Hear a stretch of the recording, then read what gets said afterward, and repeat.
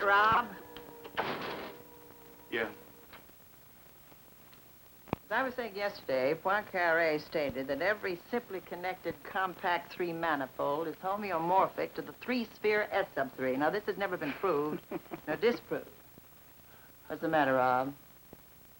Professor Webster, did you ever realize how funny that can sound? Funny? Yeah. Every simply connected compact three-manifold is homeomorphic to the three-sphere S sub 3. You think these last 2 months have been all that funny?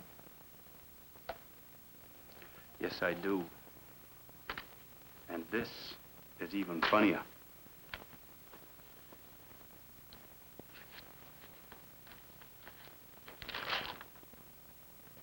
C+. C+. And that's my midterm. You're not a C student. You keep saying that, Professor Webster. Economics is the only subject you've had difficulty with? You've never fallen below a B? Until I ran into Dr. Cook. Dr. Cook is not going to stand in the way of your fellowship. Prejudiced? This is not C work. And I'm not going to stand by and see Robert Ramsey's chance for the Wainwright jeopardized by Dr. Cook's bigotry. It's a very grave charge, Amelia. That's the one I'm making. Yes. Dr. Cook is here, sir. Would you ask him to come in, please?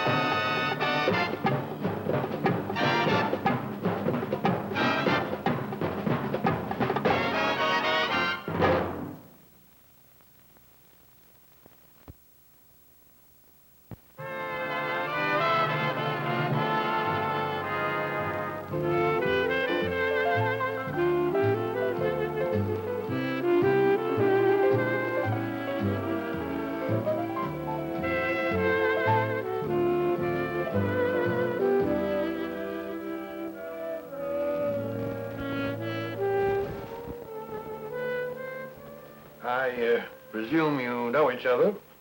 We've met. Would either of you like to sit down? I think I can say what I have to say briefly and on my feet. Well, we seem to have a small controversy here between you regarding a student named Robert Ramsey. You, Dr. Cook, I gather, do not consider him qualified for the Wainwright. I do not. As Ramsey's advisor, I know him to be a hard-working student. He turned down an athletic scholarship in order to apply for the Wainwright. Perhaps he was ill-advised to do that. Would you prefer that he play football, Dr. Cook? If that's what he does best, yes. I'm afraid I have a different concept of what Channing should provide as promising students. Precisely what does Ramsey promise? He's just an average student. He lacks imagination, independent judgment, and anything remotely resembling scholarly discipline. I happen to know that boy overcame some incredible environmental handicaps. Aren't we confusing social work among the underprivileged with our academic functions? There's one thing I'm not confusing, Dr. Cook. Your bias for scholastic objectivity. Now, Amelia, there's no need to get into a tizzy. As a member of the Wainwright Fellowship Committee, Dr. Cook has a perfect right to express his dissent. As the committee has to be unanimous, his dissent amounts to a rejection.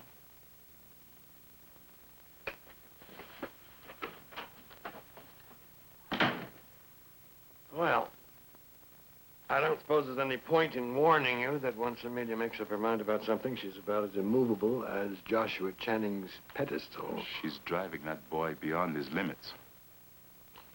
Are the limits to a boy's potential? He's not a prize pupil of economics. Tell me, Have you ever asked yourself whether you might be subconsciously applying a more severe set of standards to Ramsey than your other students? To me, Ramsey is just another student. Well, you've been with us now. How long is it? 6 months? Not quite a full semester. How do you like Channing? I'm here. Well, now, I didn't mean the way the leaves change in the autumn to the size of the library. I mean us. The faculty, the students. From my survey of the school, you have a gifted faculty and a high academic standard. I happen to know you turned down a very important job with the Commerce Department in Washington. Are you sorry I'm on the Channing staff? You do us honor, Dr. Cook, as a distinguished author and scholar. It may not surprise you to learn you are the first candidate in the history of Channing to be offered an associate professorship without having had prior teaching experience. Dean Baker, you didn't delay me to tell me this. To tell you that you're brilliant? No, I did not. That, I think, is an incontestable fact to which we are both privy. Then? College administrators have a nasty habit of intruding, Dr. Cook. We believe in privacy, but we distrust it. It's a Midwestern trait, which is my clumsy way of saying we would like to get to know you better. The Jacksons are throwing their annual winter carnival. Not much of a mixer. But you are a celebrity. Because of my book or because of this dust jacket I affect? Perhaps both. Do you mind if we treat you as a celebrity? I'm not used to it. Neither are we. Would you come? Of course I will.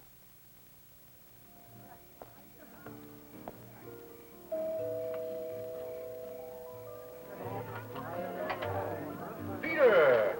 Well, how good of you to come. Come in. Good to see you. Let me give you a hand with that. I'll, Hope I'm not late.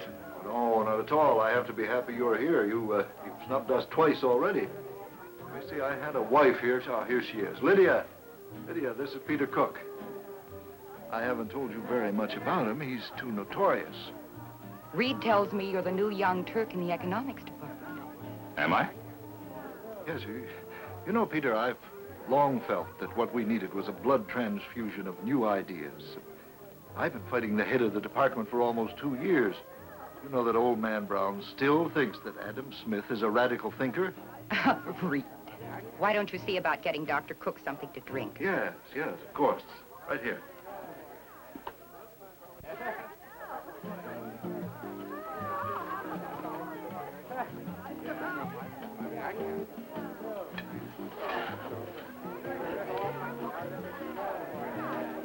What do you think of it?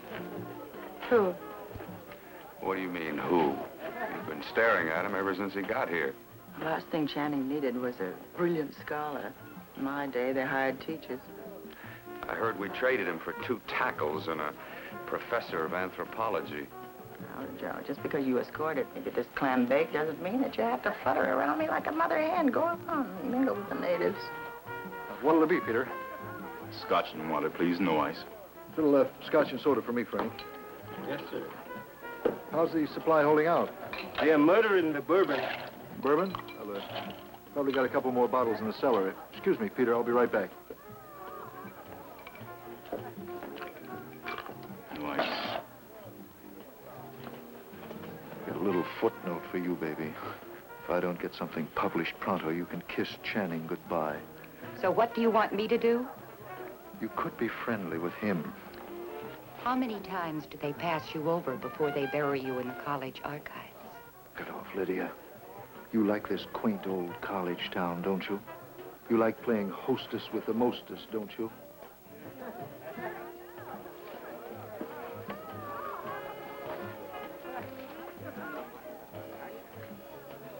One has such a feeling of guilt.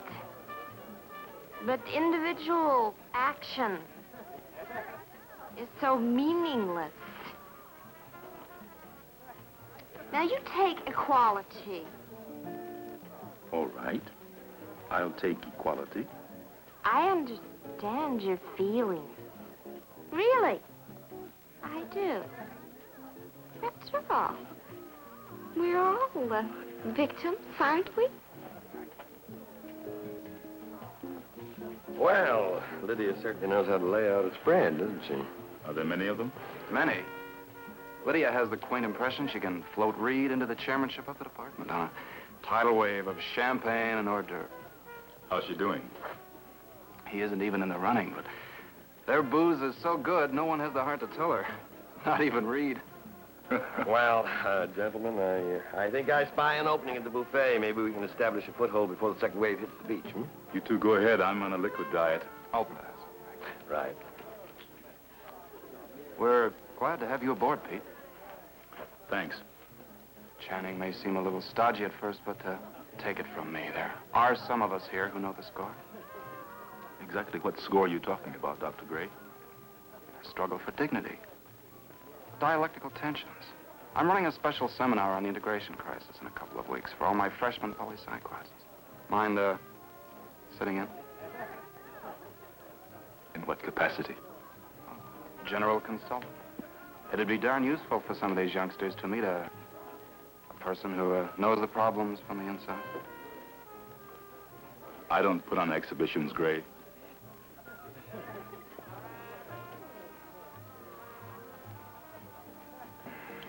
Make me a stiff one, will you? Having fun? You want to talk spook or mix me a drink?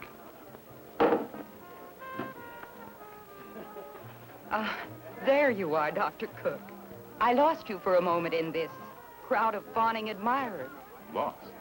I find that hard to do, Mrs. Jackson. You're right. Your celebrated brilliance hangs over you like a halo. I wasn't thinking of that exactly.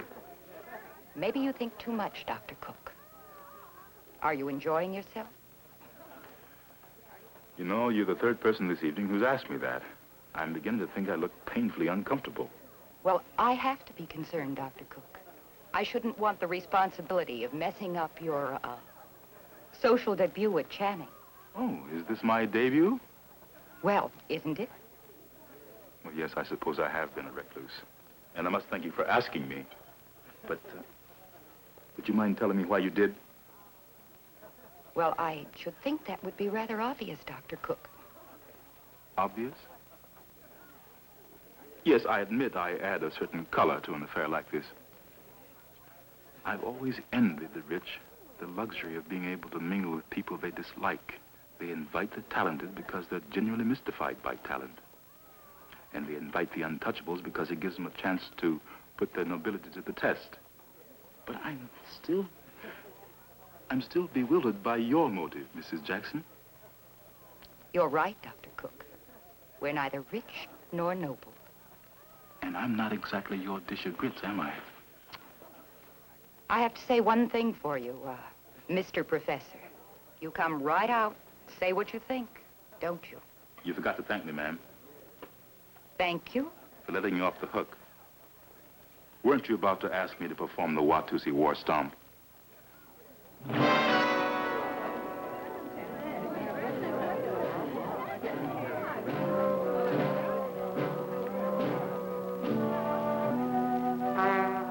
What are you waiting for? To pick up the pieces?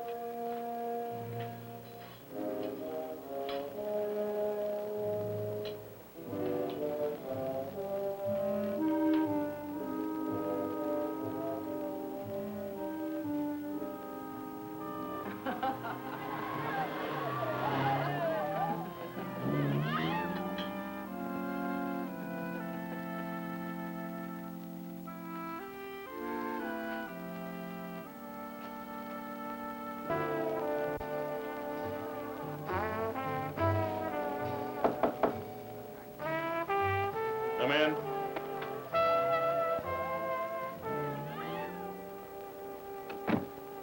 Good evening, Professor Cook. Yes? Sorry to barge in on you like this, sir, but I'd like to talk to you. Student consultation hours are Thursdays. I know, but this is very important, sir. All right. What is it, Ramsey? I thought maybe you might reconsider my grades on the basis of this. I did some research on Ricardo, and I came up with what I think are some interesting conclusions. This wasn't assigned. I know. I did it on my own. Mr. Ramsey, grades in my course are based on examinations only. I don't assign term papers because I'm not interested in the sophomoric speculations of undergraduates. If by some miracle you score high on your final, you'll get your B. Do I make myself clear, Mr. Ramsey?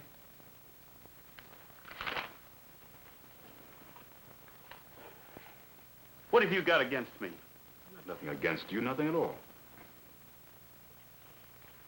No. But I do bug you, don't I? Why should you?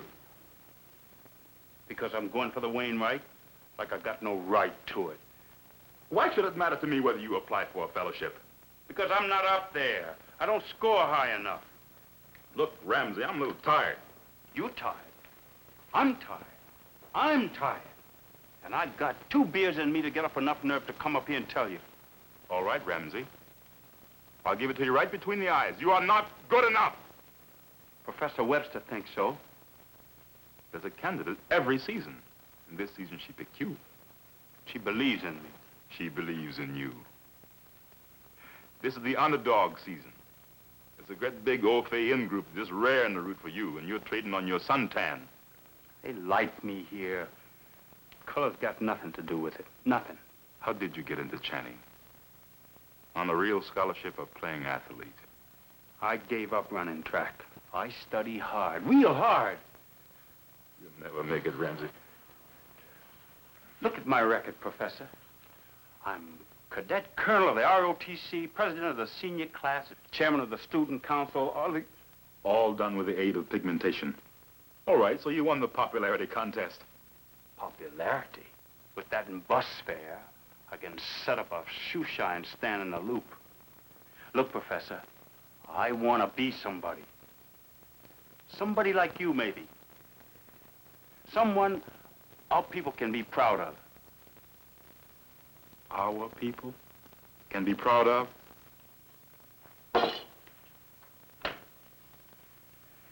When I was 11, my old man got cut down on the railway depot. He was trying to organize the Red Caps. See, he read a book somewhere, found a catchphrase, social justice. The only thing was that the Red Caps didn't believe in social justice. They didn't even know what it meant. You know what I learned from that? Don't push something people don't believe in. And you don't believe in me. Why should I? When you first came here, I thought I had someone on my side. Well, you're doing all right without my help. Would it make any difference if I were white, Professor?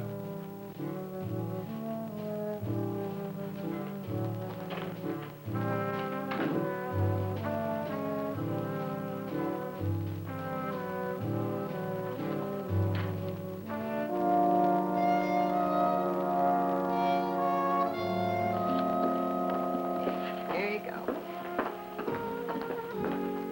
All these? Have a long weekend. Say, Amelia, Larry and I are taking in that Italian film tonight. Why don't you come with us? Can't. My pediatrician tells me to lay off popcorn. Economic perspective, polyhedral linkages. Well, it's better than curling up with these. When I was a senior in college, Ruth, that was a good many years ago, I was voted the girl they liked best to dissect a frog with. I still say you ought to go out more. Spencerhood isn't a tragedy, Ruth. It's just a kind of requiem between great books. Thank you.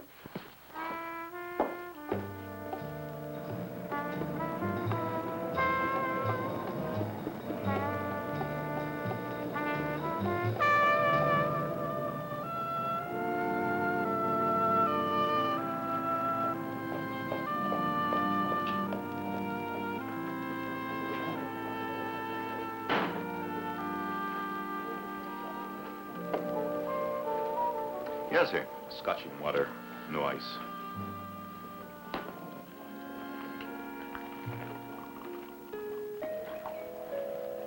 Is it cool enough for you, sir? What? Is it cool enough for you? Oh, yes. Thank you.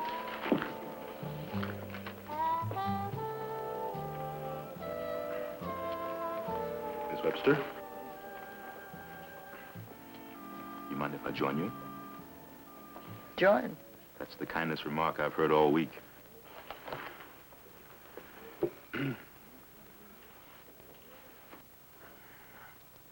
Look, about the other day, I know I expressed myself rather strongly about one of your favorite students. Robert Ramsey isn't a favored student. He's just one I happen to think deserves some of the opportunities he's been denied. I never knew a student who made more of denied opportunities. Dr. Cook, when you get to be an old relic like me, you'll find out that a student needs encouragement. College is not an obstacle course, and a teacher is not a timekeeper. Dr. Webster, these are off-duty hours. You mind if we declared a truce? On one condition. That you don't call me Miss Webster, Miss Amelia, or your learned colleague. Deal. I spent this whole week alienating about everybody I know on this campus. And I wouldn't want to alienate a reader. Maybe you already have. You don't like it? I didn't say that. I just don't trust dissertations that read like novels. It got good reviews, even Galbraith's. Oh, you Ivy League eggnogs all stick together. It's like a club. Do we have to talk about my book? I tell you what. You don't knock Ramsey and I won't knock your book. Huh? Can I buy you a drink on that? It'll cost you. In some square corner of this quaint quadrangle, I am known affectionately as the campus crock. You let me know when you're sloshed to the eyeballs. What are you drinking? Bourbon on the rocks. One bourbon on the rocks, one scotch and water. No, make that double scotch, no water. Yes, sir. How come a young whelp like you is not on the town? What about yourself? Is this your idea of a wild Friday night? Just because I look like one of Channing's Gothic ruins, don't come to any conclusions. Just so happens that I was out late last night with a tired cue stick. You shoot pool? Rotation, 8-ball, snooker, you name it. You're looking at Illinois Fats. Well, what are we waiting for?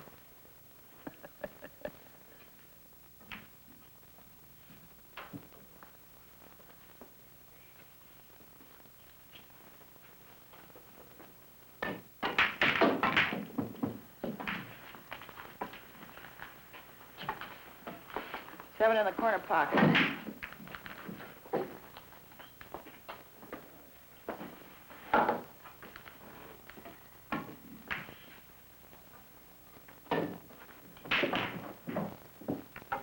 As I told you, Junior, the angle of refraction equals the angle of incidence. Yeah, I know. Well, it's just simple mathematics. You had enough? Yes.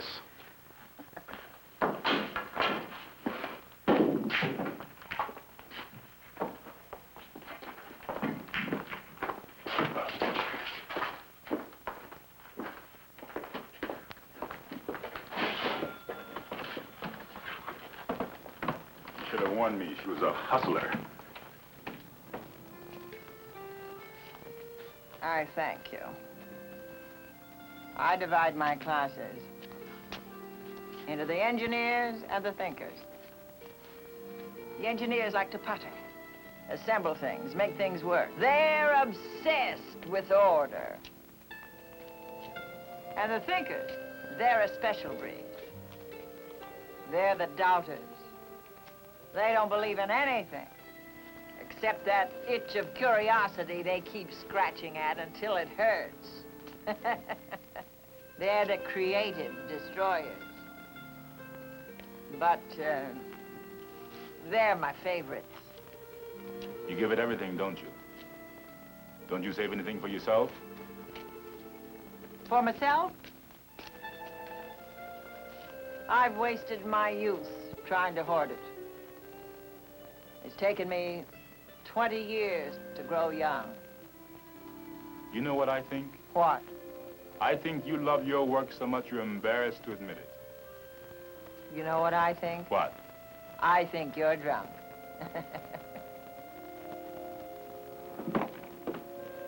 Oh, and I think this is my apartment. How can you tell? Because I stumbled. I always stumble on that step. As you can see, this house was designed by a toteedler. A teetotaler. You were right the first time. Now, don't humor me, Junior. Because even though you can fool all the people, one at a time, you can't fool Amy Webster, drunk or sober.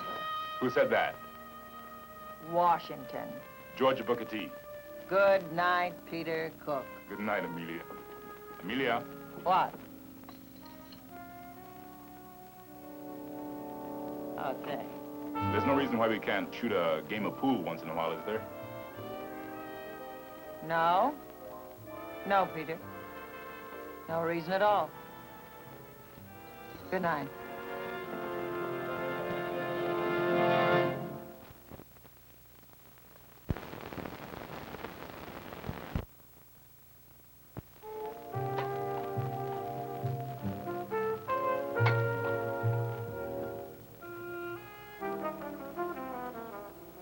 Nice style, Peter. Like your style. Thanks. You know, maybe one time you and I can get up a game of doubles. Yeah. By the way, Peter, you got anything planned for the weekend? Got a mountain of papers waiting for me at home. Oh. Lydia and I are driving up to the cottage tonight. How about joining us? I'm afraid your wife wouldn't... Oh, wait a minute. If you're going to make reference to that minor fracas you had the other night, forget it. She was just a little tense, that's all. Now, we've got a very decent view of the lake up there, Pete, and it's quiet, very quiet. I really should get at those papers. Oh, forget the papers.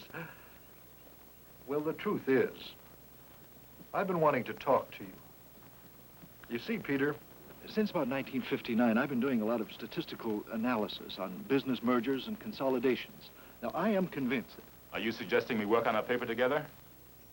Well, now, I've done most of the preliminary research. It's practically written.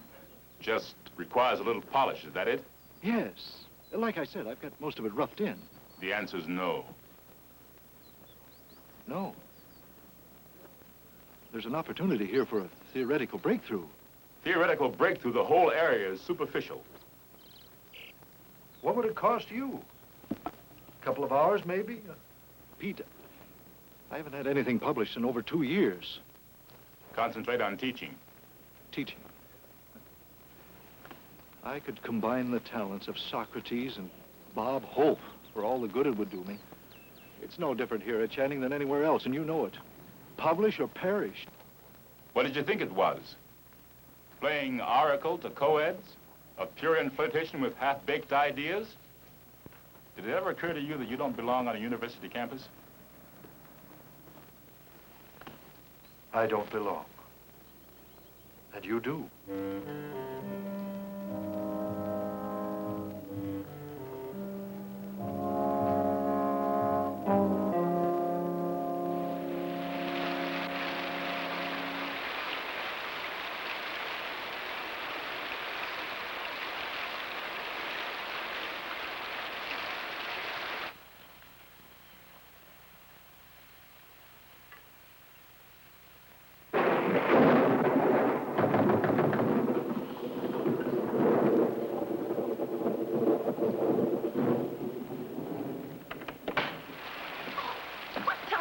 Am I early? It's pouring outside. Oh, look at me. Amy, you look like the Arch of Triumph. Oh, I always look like the Arch of Triumph. I walked around the block 3 times with this. I was a hazard to navigation. What do you want it? Oh, anywhere on the mantle on my head. There. Who is going to drink all that beer? Your clan. Aren't you going to have a party? Yeah. Ruth and Larry Cunningham and Joe Howe. Weren't you going to bring a girl? What'd I do with a girl? They didn't teach you at Princeton. See what you can do with that fire. How'd you make out with that kitten you met last week? Which one? The Nubian temptress that I introduced you to at the bookstore. 2 incomplete passes. Why don't you try the quarterback sneak? She's a freedom rider. Her idea of a big weekend is to take a bus ride to the front and sing hymns. Oh, what's wrong with that for openers? When the band strikes up with We Shall Overcome, I don't want the girl I'm dating to turn to me and say, they're playing our song. When are you going to join the human race? Are you saying to me that I don't know where I belong? I'll get the steaks. I like your place. What? Quite a collection of mementos. Well, it looks like a museum, doesn't it? It's the class of 51, the class of 53. This is a gift from one of my engineers. You live right with them, don't you? Who? Your students. Give them half a chance, they'll move right in on you. Not me. To me, they're just a bunch of robots leaning over their notebooks. I don't even notice faces. Just things like cowlicks, hair ribbons, earlobes. What are you afraid of?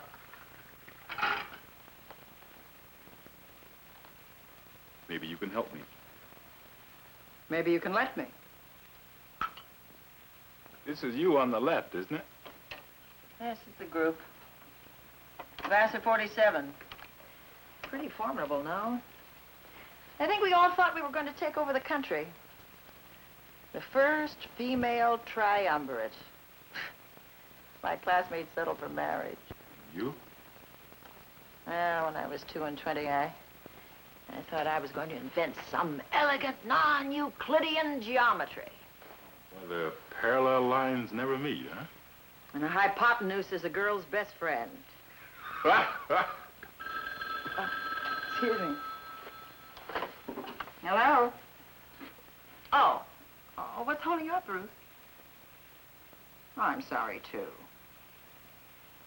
Sure, next time. Bye. That was Ruth Cunningham. Their babysitter can't make it. It's raining like mad outside. It's a real flood. So? Who else isn't coming? Well, before you came, Joe Howe rang up and said that... He couldn't get his car started. That's right. Howe, don't jump to conclusions. Was I? It's raining. Yeah, it's a real disaster area. You're a rotten logician. All right, so I'm a rotten logician. When it rains, the streets get wet. And when the streets get wet, your friends are dropouts. Oh, you're so right. Which reminds me, as I came up the steps outside, I think I was observed. So? So, when was the last time some character delivered beer through your front door? I have that kind of service. I'll see you later, Amelia. It's raining. Know that, Amelia? If you step out into that downpour, all that gorgeous blackness of yours that you're so proud of will wash right off, and you'll be just as colorless as the rest of us.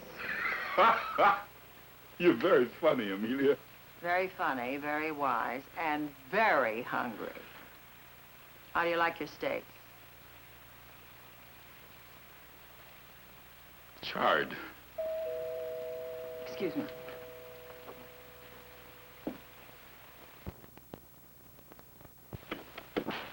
Woo! Après moi, la déluge. Come on in and meet one of the world's 2 great thinkers.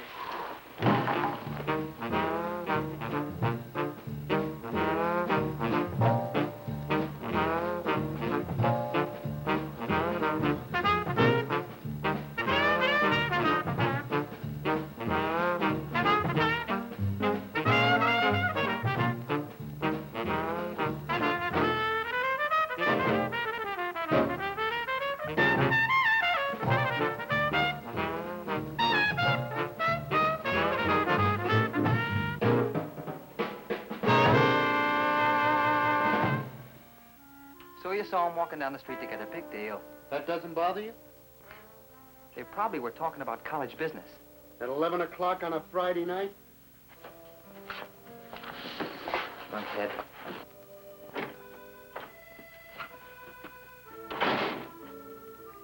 Well, this is a surprise. Where have you been the last couple of weeks? I've been around. You've been skipping Dr. Cook's classes, haven't you? What if I have? He couldn't care if I dropped dead.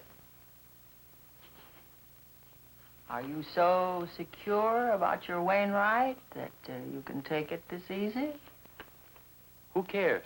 Dr. Cook is wrong about you, Rob. I know you can change his opinion if you just... If I show him my collection of Willie Mays baseball cards? Are you giving up just because he's applying a little pressure? Things were a little different a few weeks ago, weren't they? What happened? What happened? I still believe in you. Tell it to Cook. He got to you, didn't he? If you mean have I changed my judgment about you, you're wrong. I'm not talking about the Wainwright. Think I care about that? Do you know what they're saying about you? It's all over the campus. I think you better go, Rob. Before you say something you'll regret. Professor Webster, I used to look up to you as somebody beautiful and great and noble. You're nothing but a silly old woman.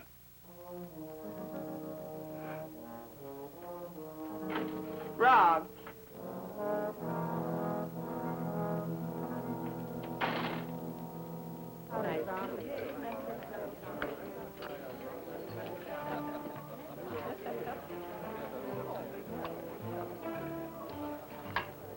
Well, don't you want to tell me what it is? I don't know what you mean. You haven't said a word all evening. You haven't? Nothing memorable. Aren't you a game of pool? No, not tonight. What's the matter, Amelia? I don't think we should be seeing so much of each other. Why don't we face it? As an experiment in communications, it didn't exactly amount to a major social breakthrough. Oh, boy, have you got things figured out. Is it supposed to be so complex? It's insanely simple. Just like in the movies. The white hats versus the black hats. What's the next step? Burning you in effigy? Well, that would be an honest reaction. Instead of all this instant friendliness, phony tact, and idle gossip. I haven't heard any. Topic of conversation is replaced the Berlin crisis. Okay, you're an outcast. And I'm a pariah maniac for having associated with you. Knock it off, Amelia. Knock what off? Just knock it off. Let me stew in my prejudices. I've got a right to sound off. I think we are. Bunch of rednecks cooking. Don't call me Cookie. Why not? Am I not entitled to the same privileges as your phantom hate mongers? Quit spoiling for a fight. If you're looking for a cause célèbre, I have one for you. What are you going to do about Ramsey? What am I supposed to do about it? Support him for the Wainwright. Even against my better judgment? Maybe your judgment isn't good enough. And yours is. I have known this boy for 4 years. I know what he's capable of. He's using you. Well, can't you see that if he does use me, he needs help? What are you running, a private clinic for the socially handicapped? Well, he got you fooled. He knows more about survival than you'll learn in 1,000 years. You gonna convince him that he's something more than a lowly nigger? Oh, stop. What's the matter? You colorblind?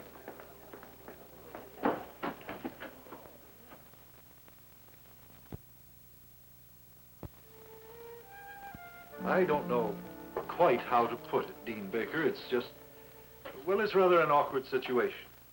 Why don't you try coming to the point? Yes. Well, frankly, I believe that Dr. Cook should be asked to withdraw from the homecoming committee. Why? Well, surely you've heard the rumors that are circulating. I have heard everything. From their planning to run off with the planetarium to their organizing an integrated minstrel show. Well, I don't want you to think for one moment that I subscribe to any of this gossip, but As chairman of the homecoming committee, I think it's advisable that Dr. Cook withdraw, at least until all of this blows over. Are you charging him with misconduct? Well, now, Dean Baker, if you're implying that I'm prejudiced against Cook, why, Lydia and I have had him into our home. For which I'm sure he'll be eternally grateful. Well, after all, he is the first Negro to join the faculty. What do we think of next? The Renaissance? Dean Baker, I think that all of the good work we've done in race relations is in jeopardy. Oh, Jackson, come off it. If there's anything makes me wince, it's the institution's concern for the individual. On that premise, we could make out a great case for genocide. Now, look. If Professor Webster and Dr. Cook have been seeing a great deal of each other, I think it's their business. Frankly, I find him arrogant and unreachable. But if people on this campus find seeing them together disturbing, please, don't expect me to convert their private bias into an act of so-called social responsibility. In 1893, it was Charles Peirce, one of the founders of philosophical pragmatism, who predicted that economics was soon to be shaken out of its complacency. Unlike Newton's physical or Darwin's animal world, economics was not bound by ironclad natural laws. It could be shaped by government and amended by society's needs.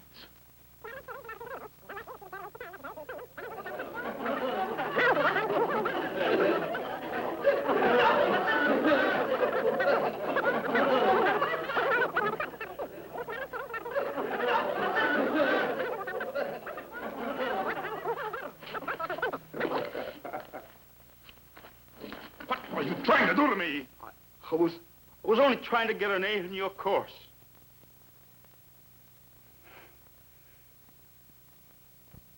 But don't you understand? I wanted to hit him. Bet you didn't hit him. But the anger was there. The violence that I thought I'd learned to control. So you discovered that an emotion can color objectivity. You're not entitled to the same privileges as the underprivileged. You judge yourself the same way you judged Ramsey. I haven't earned the right to judge anybody. Is your resignation at all connected with Reed Jackson? I don't know what you mean. He asked me to urge you to resign from the homecoming committee. You got it. I won't be around to embarrass anybody. Dr. Cook, ever since you came to Channing, you've been insufferably arrogant, rude, and contemptuous of what you think we stand for. It's been a struggle for me to conquer my aversion, but I surely thought you had enough integrity to stand up to a pipsqueak like Jackson. Like all men of goodwill, you're dedicated to absolute purity or absolute honesty, aren't you? But I've got more to lose. Precisely what? My individual conscience.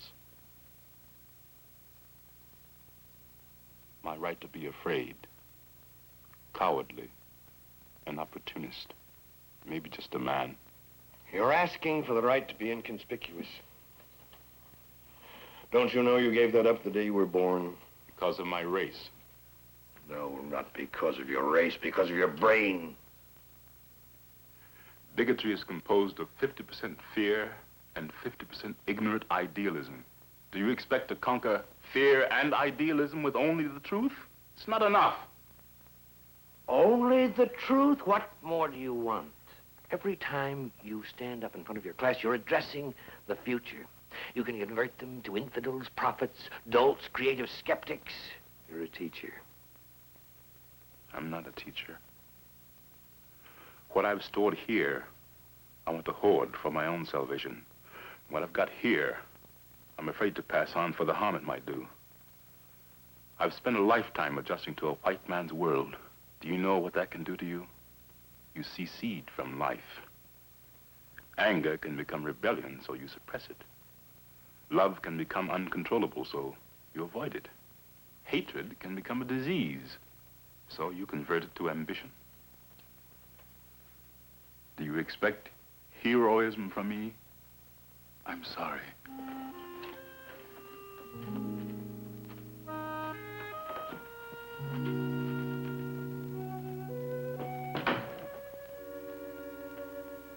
I'm sorry, too.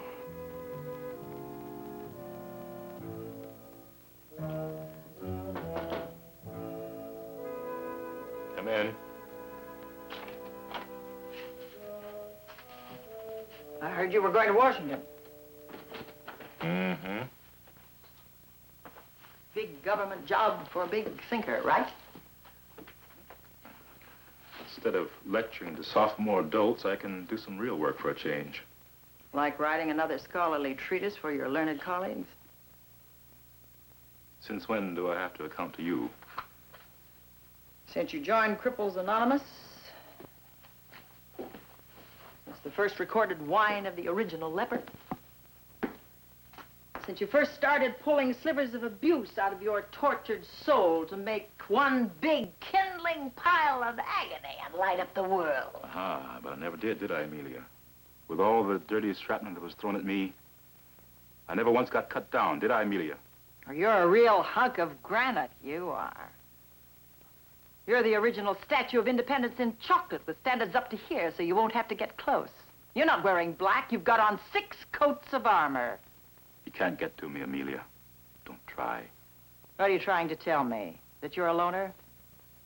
That you cut your teeth on long-playing records of Edith Sitwell instead of spook jazz? That you're a very special breed of outcast who went to Princeton?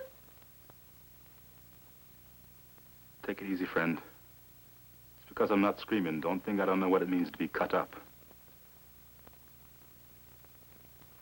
Oh, you're lucky, Cookie. You've got that race thing. You want to talk about hard times? I've eaten chitlins and spite ever since I was 16. I've sat on the back of that lonesome train before you were old enough to chomp on watermelon. Don't give me that, Chaz. You're a professional bleeder. Big white mother picking up strays out of the gutter. The only thing you saw in me was what I could do for that kid. Yes, and that's all it'll ever be. Don't worry about your boy Ramsey. I'll give him his B. For what? For what? Economics or that little psychodrama he staged in your class? Oh, you blind, stupid fool. Don't you realize that's the last thing in the world he wanted from you? What do you want from me? You have to help the helpless because you're helpless yourself. You got that chip of holiness on your shoulder just hoping some fool will knock it off. You got nothing to lose but your loneliness. And you don't. You still don't know what he was trying to tell you. You're so full of hate and suspicion, you don't recognize love when it's coming right at you.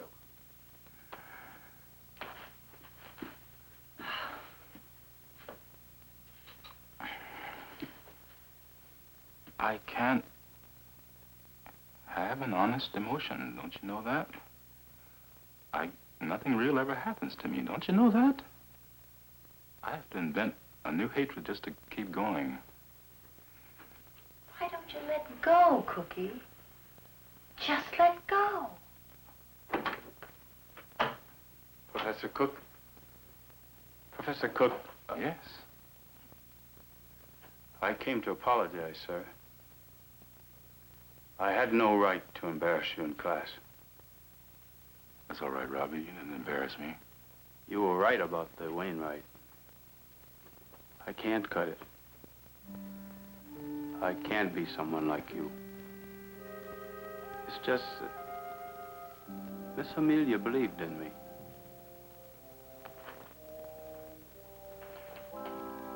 Well, she had a right to, Robbie. You don't think an old bag like Miss Amelia can make a serious mistake in judgment, do you? Hmm?